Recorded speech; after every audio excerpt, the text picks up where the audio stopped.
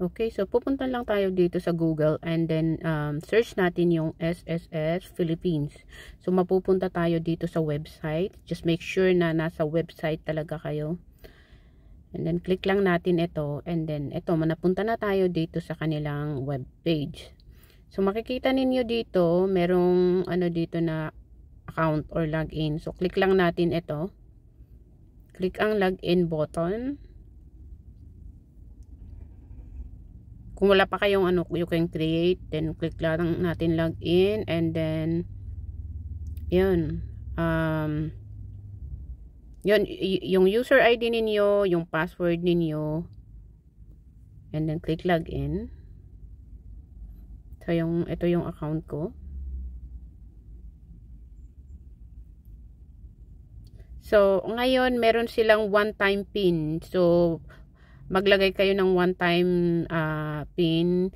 Ang ginawa ko is I'm using yung sa Google, ano ba yun, sa Google Authenticator, yun yung ginamit ko. So yun, magpapadala sila ng PIN. So bago lang to minsan nga very ano to inconvenient minsan na ang daming kailangan ano. Pero for our security, yun gusto nilang kaya yun kailangan nakakonect either sa ating mga email and yun nga yung sa PIN generator like yung sa Google. So okay, so medyo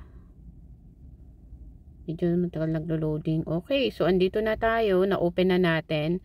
So makikita ninyo yung information ninyo, yung SSS number ninyo dito.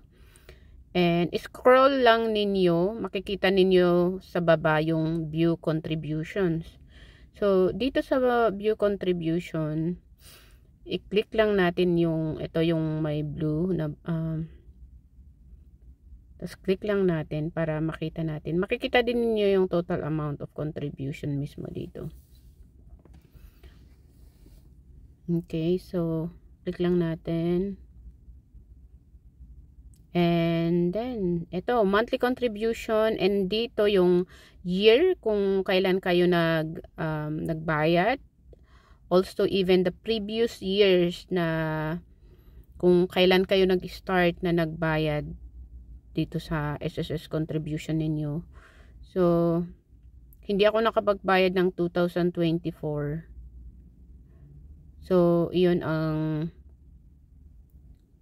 kailangan kong magbayad with this year na 2025. Ito ang kagandahan kasi as in andito na lahat ng information, lahat ng like yung total numbers of contributions.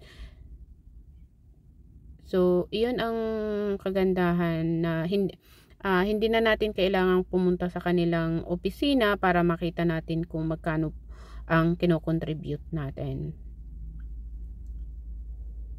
So dito sa may showing 11 to 15 entries, yun makikita niyo yung ano, even your past